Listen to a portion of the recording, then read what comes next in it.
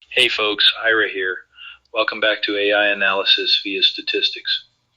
In the last few episodes, we've dove deep into quirky data sets like the AdventureWorks 2022 and the US 500 contact set, really pulling back the curtain on what those hidden data quirks mean for quality and business value. But if there's one thing I end up saying over and over in workshops or with clients, it's this. Data governance can't start with just picking the shiniest tool or following whatever roadmap a vendor hands you. It just doesn't work. I mean, I've seen it firsthand. So many big orgs, and I won't name names, but you'd recognize them. They throw millions at these so-called comprehensive tools, hoping for this magic overnight fix. Let me tell you about this one client I work with. Absolutely convinced that dropping 6 figures on a big-name governance platform would somehow solve all their headaches. The platform goes up, consultants fly in, lots of excited chatter about infrastructure and tool config, and then, well, nothing. We spent months just trying to figure out what customer or revenue was supposed to mean for their business. Classic case of what I love to call techno crap. Tons of technical machinery, but zero clarity about what the business actually wants or needs out of their data. It's wild, but honestly, it's super common. I've even had execs tell me, just buy the tool. We'll fix the business definitions later. And look, I get that sometimes it feels like the flashy solution is the fastest way forward, but it never, ever works out that way. So the lesson, if you're jumping right into tool selection before you've mapped out your business goals, what really moves the needle, you're setting yourself up for disappointment and a lot of wasted budget. And as we've talked about across several episodes, especially when we're combing through real business data, context is king. The technology's got to serve the business, not the other way around. All right, so if the tool first method is a dead end, what do you do instead? Here's where the top-down business-first methodology comes in. It's super iterative and honestly feels kind of counterintuitive at first because, well, everyone's used to building from the bottom. Set up the tech and cross your fingers the business catches up. But what's worked for me, project after project, is standing that on its head. You start at the top. Nail down what your business needs to measure. Pick a metric, let's say revenue. But don't just stop there. Break revenue out into all the attributes. Think regions, product types, fiscal periods, whatever drives how your organization slices and dices that number. Then you build your business glossary. This is a living list of terms that everyone across departments can agree actually means the same thing.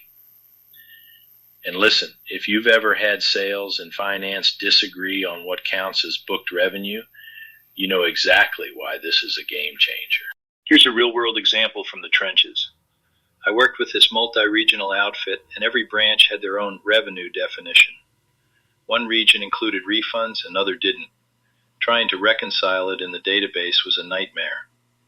By defining these terms up front, building that business glossary and catalog, and then focusing our data profiling efforts on just those attributes, we not only cut through the confusion, but also made integrating with our master data management system a breeze later on. So the question a lot of folks ask, how does this streamline mapping business terms to data sources, and where's the resistance?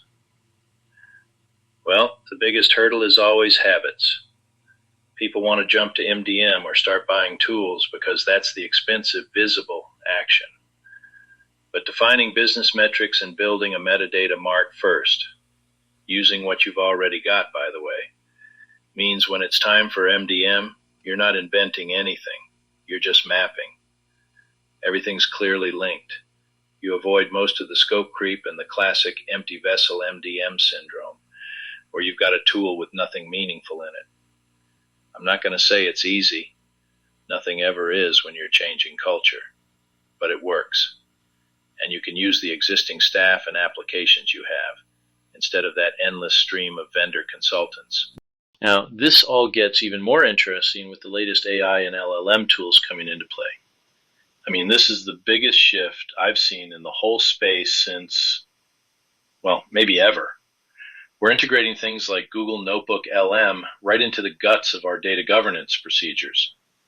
It's wild. You can take a flat file or straight up database export, run it through, and you get not just your typical stats, but you kick out an audio summary, a mind map, even a video explainer.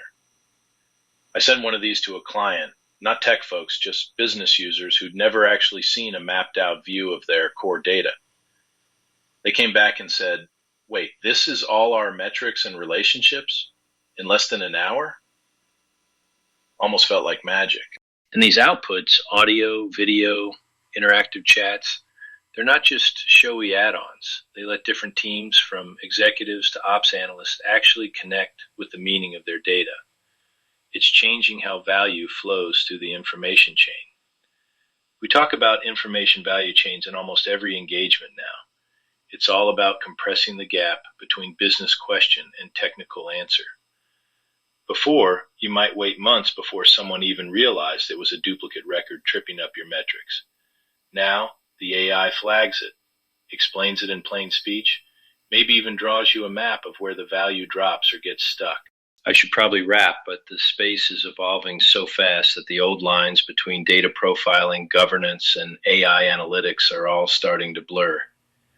Honestly, I never thought I'd see the day where you could hand a business owner a custom audio summary right from their own data warehouse. No IT translation required. That's where we're headed, and like we touched on in earlier episodes, so much of it comes back to combining context, tech, and human curiosity. All right, that'll do it for today. If you've got questions, or you're curious what an audio summary of your own data sounds like, drop me a note. We'll keep pushing the boundaries next time. Thanks for listening.